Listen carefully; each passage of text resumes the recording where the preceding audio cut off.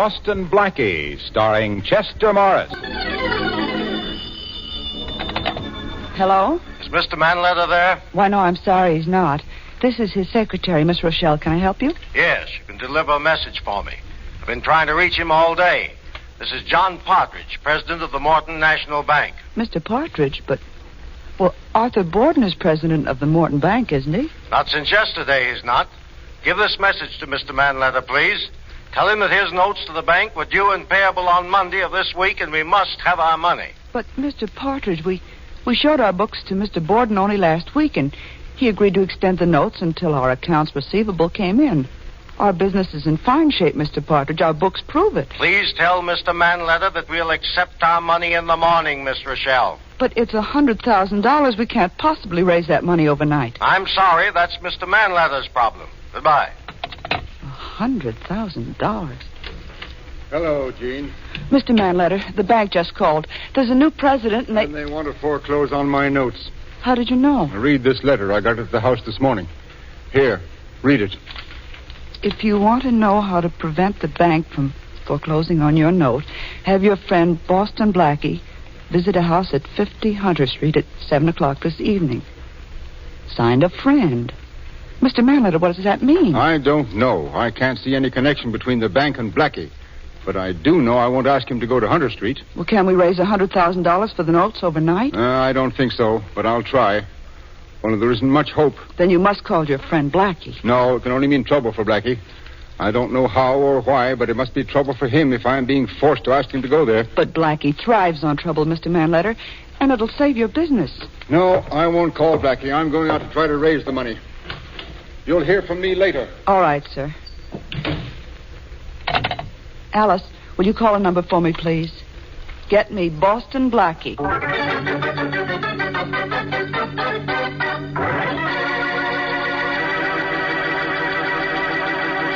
Get me Boston Blackie. 4 words that the weak use to call their champion. Now, meet Chester Morris as Boston Blackie.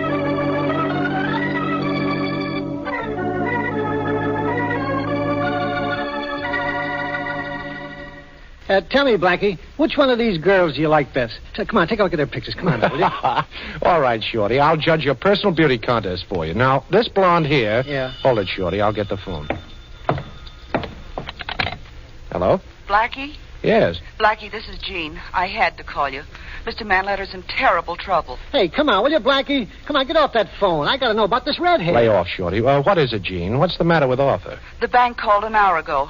I've been trying since then to reach you. They're going to take over the business if Arthur doesn't redeem his notes for $100,000 by tomorrow morning. Well, they can't do that, Gene. Yes, they can. The notes are overdue. Hey, boss, what about this brunette? Now, come on, will you? Quiet. Not you, Gene. Look, honey, I haven't anywhere near $100,000, and I wouldn't know where to go to get it by tomorrow morning. I didn't expect you would, Blackie, but Mr. Manletter received a message saying that if you come to 50 Hunter Street at 7 o'clock tonight, the notes will be renewed.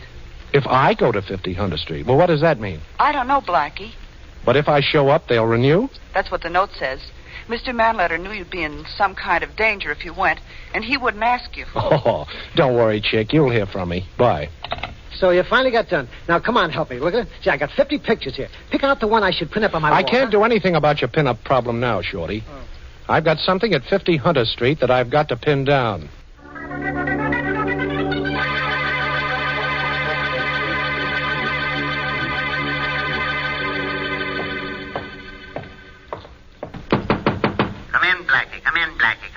Hey, what is this? Sounds like a record. Hey, you behind that desk. You in the mask. What is this? Come on, talk. First of all, Boston Blackie, don't try anything foolish. There's one of my men behind you with a gun. And now that you've turned around to see, let me tell you that you are listening to this recording which I made, because I don't want you to know what my voice sounds like in person. A record, huh? Well, personally, I prefer Harry James. Blackie, I want you to listen carefully to what follows. Have you anything to say? Sure I have. I hope you'll... Oh! Okay, boss.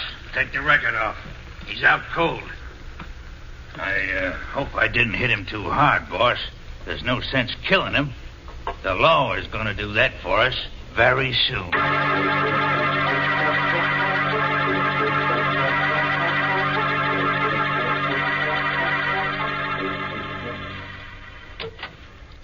Gee, Blackie, where you been? I've been having pups. Well, I hope they look like their mother. Well, I'm back, Shorty, only I'm not the same guy. You should have had your head examined for going down to that Hunter Street joint. Yes, I had it cracked. That's worse. Take a look at this, Shorty. A bullet hole? Yeah. In your coat pocket. Who'd you shoot, Blackie? I didn't shoot anybody, Shorty. Somebody slugged me, and when I woke up, my gun was gone, and this hole was in my pocket. I must have been out for hours. It's almost 11 o'clock. I called Jean, and she told me the bank renewed Manletter's notes the minute I showed up at the Hunter Street place. Somebody sure took an awful crack at you, hey, Blackie? Yeah, it's more than that, Shorty. Only how much more and exactly what, I don't know. Get my robe, will you, please? Yeah, sure, boss. Give me your coat, and I'll hang it over this here chair. Well, here it is. Blackie, what do you make of this business this afternoon? I don't make it. It's got me stumped. Yeah, me too. Well, here's your robe. Thanks. I think I'll lie down and relax for half an hour. Would you mind fixing me some coffee, Shorty? Sure. Have it free in just a minute, boss. Thanks. Hello, Blackie. Glad to see me? Well, Inspector Faraday, of course I'm glad to see you. Which goes to prove how easy I am to please. Very funny. Now, Blackie, I think you overdid it this afternoon. Well, my head sure feels like I did. That isn't what I mean. Did you ever hear of a private detective named Fred Viswell? That crooked Jamis? Yeah. Oh, sure, I've heard of him. And he's heard of me, too, Faraday.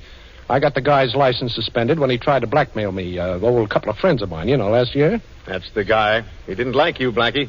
I'd feel a whole lot worse if you said Rita Hayworth didn't like me. You didn't like him either. I hate rats, Faraday. Come on, what's all this about? Nothing, only Viswell was found shot to death an hour ago. What? I'm taking you in for his murder, Blackie. Now, let's get going. Now, look, Faraday, you've done ridiculous things every day of your life. But right now, you're borrowing from next week. What makes you think I bumped off Viswell? I don't think it. I know it. We've got your gun, and it's got your fingerprints on it. Oh. We found it near Viswell's body. And if I'm not mistaken, isn't that a bullet hole in the pocket of this coat of yours on the chair? You fired from your pocket. Well, maybe I burned the hole with a cigarette. No cigarette ever burned a hole like that. Now, come on, let's get going, Blackie. Get dressed and hurry up. Take off that robe, put a coat on. You're coming with me. Come on, take that robe off. All right. Pretty robe, isn't it? Too bad you won't be allowed to wear it in jail. You like this robe, Inspector? Mm-hmm. Well, here, take a good look at it. Lovely. Take a good look at it. Right over your head. Shorty. Yeah, I'm right here, boss. I was waiting for a signal from him before I conked Well, him. help me tie him up, Shorty. We'll use the cord from the robe. Now, quiet, Inspector, quiet. Don't you know it's impolite to talk with your mouth full? He'll be tied up like a chicken in just a little minute now. Well, I know what the score is now, Shorty. Somebody's fixed it to look like I knocked off Fred Viswell. Yeah, I heard. Ain't a very pretty picture, is it, boss? I'm not worried about the picture, Shorty. I'm worried about the frame.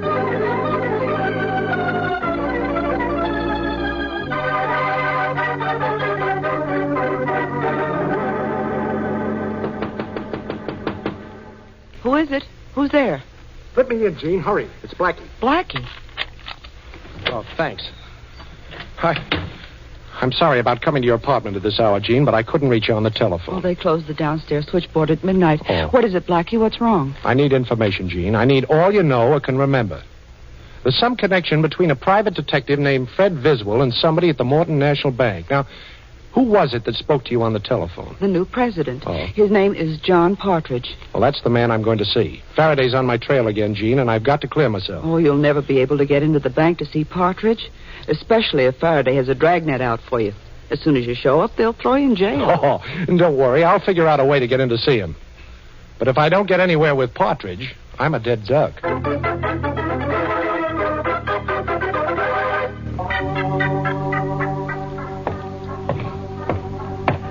Good morning, Mr. Partridge. Good morning. Good morning, Mr. Partridge. Good morning. Oh, I left your mail on your desk, Mr. Partridge. Thank you. I'll be in my office if anyone wants me. Don't open your mouth, Partridge, or this gun will shut it permanently. Why? What do you want? Aren't you one of the special police that protects the bank? Oh, well, don't let this uniform fool you. I wore it just to get in here. And keep away from your desk. You know, I'm allergic to the sudden pushing of buttons. Ah, that's better. Now, do you know who I am? No. I'm Boston Blackie. That doesn't mean a thing to me. Oh, I think it does. You called Arthur Manletter's office and told him the bank wouldn't renew his notes. But he received a letter saying that if I were to go to 50 Hunter Street, the bank would renew. Maybe you know what you're talking about, but I don't. You've got to be the man behind a pretty shrewd frame-up, Partridge. Unless you're acting on somebody's instructions. Now, which is it? You know that if I raised my voice, you'd be shot dead by the bank guards before you could go through the front door? Well, I'd have company, Partridge, believe me. You. Inspector Faraday thinks I killed a man. They don't hang you twice for double killing.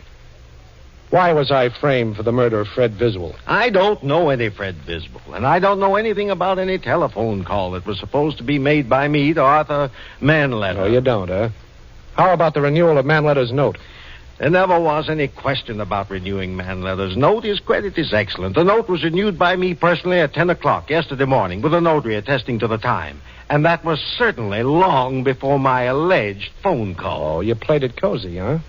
You knew Manletter would call me, so you bluffed him. How long are you going to make me stand here? Can't you see there's nothing I know that can help you? Why don't you go? I will. I've got another stop to make. But the minute I leave this office, you'll call for help, of course. Of course.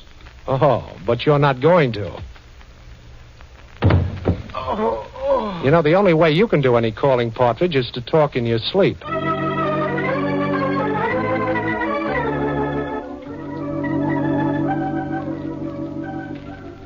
Mr. Borden? Yes? I'm sorry to disturb you at your home. My name is Boston Blackie. How do you do, Mr. Blackie? I came up here to see you, Mr. Borden, about your bank. You mean about what used to be my bank?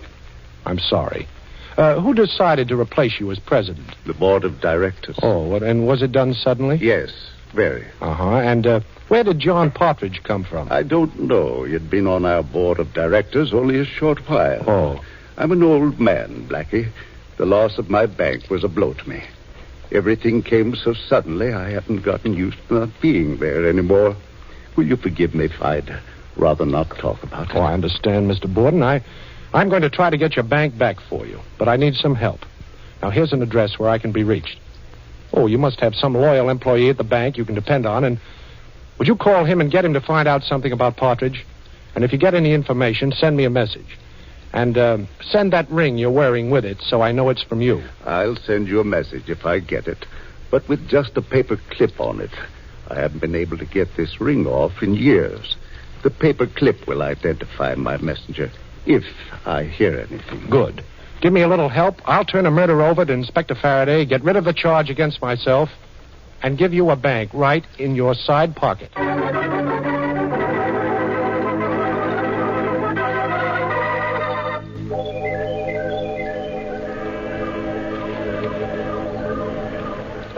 We've got to stay down here at my waterfront hideout during the day, Shorty.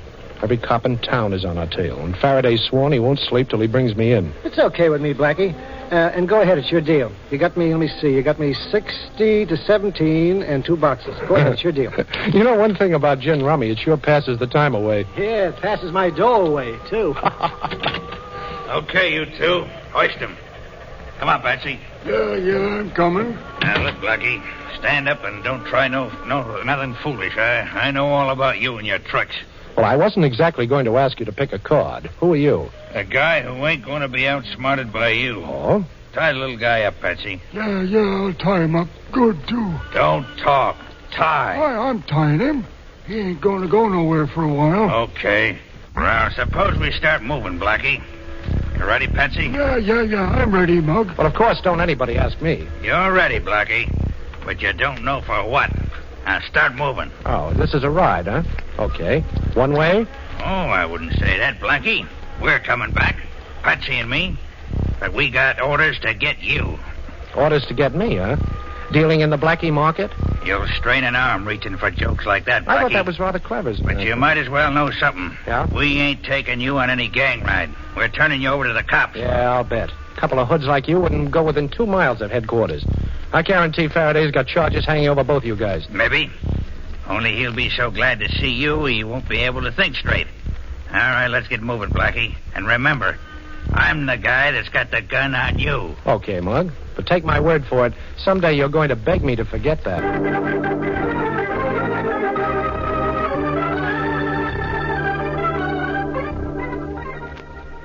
Blackie, there's something natural about the way you look behind bars. Yeah. They look good on you. Oh, thanks. You've got no idea how nice it is to see you sitting so sweetly in that cell. Now, Faraday, listen. I didn't knock off Viswell. No kidding. Oh, of course not. And you didn't throw your bathrobe over my head and tie me up either, did you, Blackie? Well, yes, I did do that, Faraday. You know I did. But I did it to help you. Oh, this is going to be good. Now, tell me how. Well, somebody knocked off Fred Viswell. Your job is to catch murderers, Faraday. I had to be free to help you, see? Blackie, you should have been a lawyer. Thanks. Only you're overlooking a slight something. Your gun. Your pretty little gun. With your fingerprints on it. And a slug from it in Viswell's head and a bullet hole in your coat pocket. Nobody else killed Viswell, Blackie. You've got no alibi. You hated the guy and your gun did the job. Looks like kind of a perfect job to me. This is a frame-up, Faraday. Now, you've got to do something you've never done before. Oh, what? Use your head. Look, you're in jail, Blackie, and you tell me to use my head. Don't you think this is a spot where you should use yours?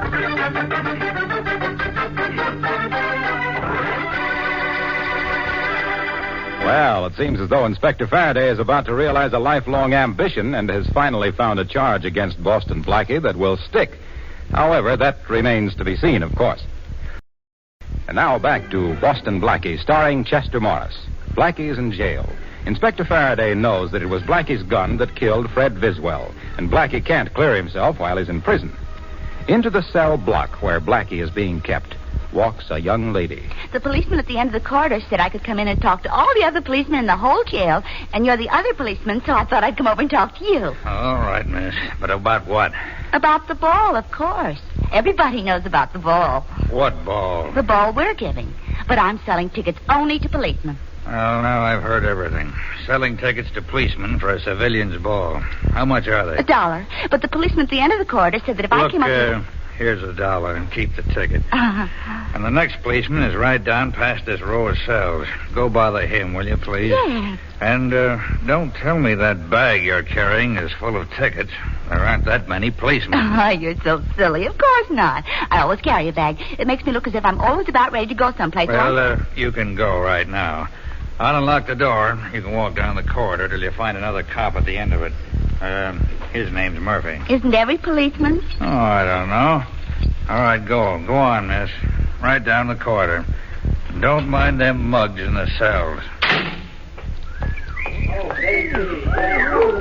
Blackie. Gene, what are you doing here? This isn't visiting day. Blackie, listen. I've got to keep walking when the guard looks this way. Oh, don't be silly. Come in. The door's open. The cell door's open? Sure, try it. It is. Blackie, how did you do that? Close the door. You know, I could open the cell door all right, Gene. That was a cinch. But I haven't figured out yet how to get past the guards at both ends of the corridor. Well, stop figuring it, Blackie. Here, look at this bag I brought. It's an outfit that matches the one I'm wearing, only it's a couple of sizes larger. Put it on, quick. What, and leave you in the cell? Oh, nothing doing, honey. Oh, I'll go out the door I came in, Blackie, and you go out the other one. Only hurry. The guard might get curious. Okay. Well, it won't take me a second. I'll first roll my trousers up, and then on with the dress. Oh, you brought a wig, too, huh? You think of everything. Can I get into these shoes? Sure you can, and hurry, Blackie. Yeah? Don't forget your hat. Say, it's a cute one. All right, zip me up, will you? And I'm all set. There. Oh.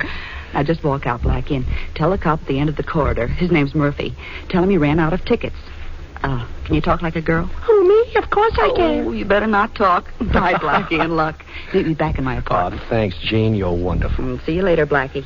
You look awful cute in that outfit. Watch out for the wolves. Oh, not me. For once, I want to be on the receiving end of a...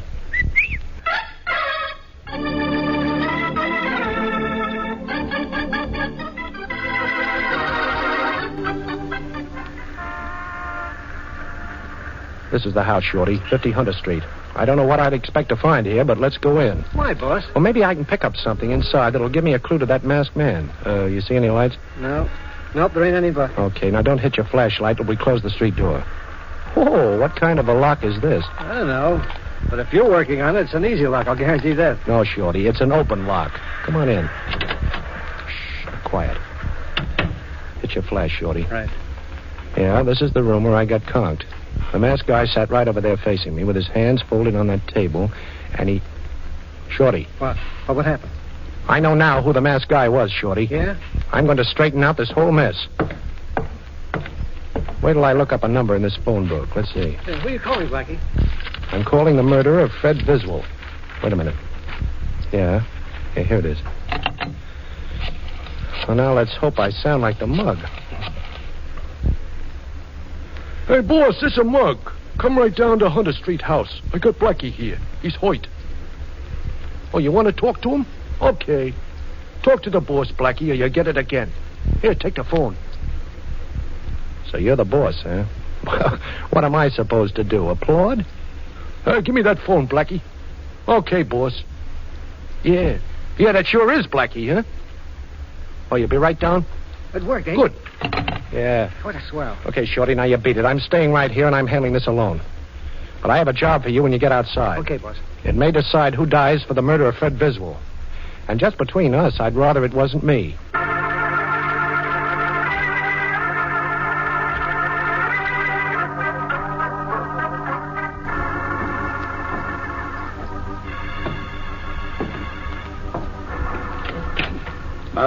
Mug, are you in here? Mug, turn on the light. It's dark. I can't see you. Turn on the light. Here's a light, Mr. Borden. Right in your face. Boston Blackie. That's right, Boston Blackie. You had a very nice frame-up all fixed for me, but I think you're going down to explain it all to Inspector Faraday now. Do you? Well, I don't. So the phone call to me was a gag, eh? I might have known it was one of your tricks, Blackie, but I didn't. No harm done, though. I'll just leave. Oh, just like that, Mm-hmm. And don't think you can threaten me, Blackie. As long as I'm alive, I'm a potential alibi for you. Only you and I know you didn't kill Fred Biswell and that I did. And you've got to let me live in the hope that someday I'll confess. Yes, I guess maybe I do. Oh, you're a pretty smart man, Borden. You'd have to be to have me in this kind of a jam. What did Biswell ever do to you? He thought he could outsmart me, the fool. Some private investors had him checking the books at the bank. Found that I'd taken quite a bit of money that didn't belong to me. And he thought he'd try a bit of blackmail. He didn't get very far. Pretty thorough, aren't you? I think so. How did you know I was the masked man, Blackie? Well, two ways, Borden. Yes? One was the fact that I gave you the address of my waterfront hideout, and later your hoods paid me a visit down there. You were the only one that had that address. The other was that ring you're wearing. The one you told me you couldn't take off. When I came in tonight, I remembered the masked man was wearing that ring. Putting John Partridge in your place as president of the bank sounds like a wonderfully smart idea. It was. I was tired of working, and I can throw Partridge in jail any time I like for a little embezzlement job he did. So he must do as I say. And now, Boston Blackie, let's go visit Inspector Faraday. Well, no, Mr. Borden, I don't think I care to see the inspector tonight. No? Perhaps this gun will make you change your mind. I happen to know that Faraday has your gun. You're still under suspicion of murder, you know. And if you try to escape, Blackie, I'll think nothing of killing you in cold blood. I believe you would, Borden. All right, I'll go with you. I guess I'd rather be a live prisoner than a dead suspect.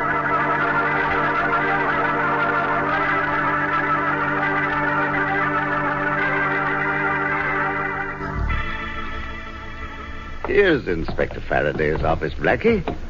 Walk right in. Go on. Okay, if you say so, Borden. Hello, Inspector. Say, look, don't you ever sleep? Hello, Blackie. I've been expecting you.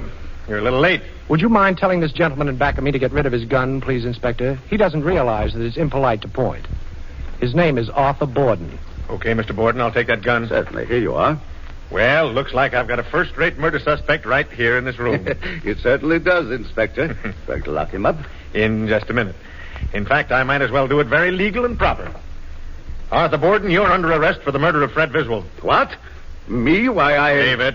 I wish it was Blackie. Only it isn't. We've got your confession in your own voice right on a dictograph record. A dictograph planted in my Hunter Street house? Right. That's impossible. Nobody could have put a dictograph in there. You tell him, Blackie. You figured this thing out. Well, before you came into the Hunter Street house tonight, Mr. Borden, I dialed the inspector's private number on the telephone and left the receiver off the hook, you see. I had Shorty call him before and tell him to expect his private telephone to ring.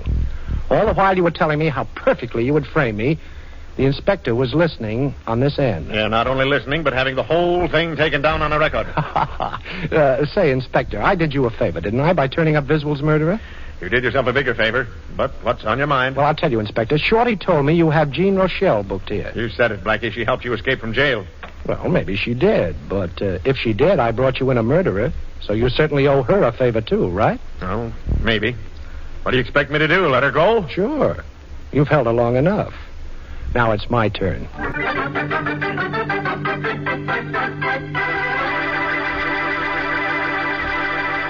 Be sure to listen in at this same time next week for another exciting adventure with Boston Blackie, starring Chester Morris with Richard Lane as Inspector Faraday. Original music for the program was by Charles Cornell. This is Harlow Wilcox speaking and wishing you all a very pleasant good night.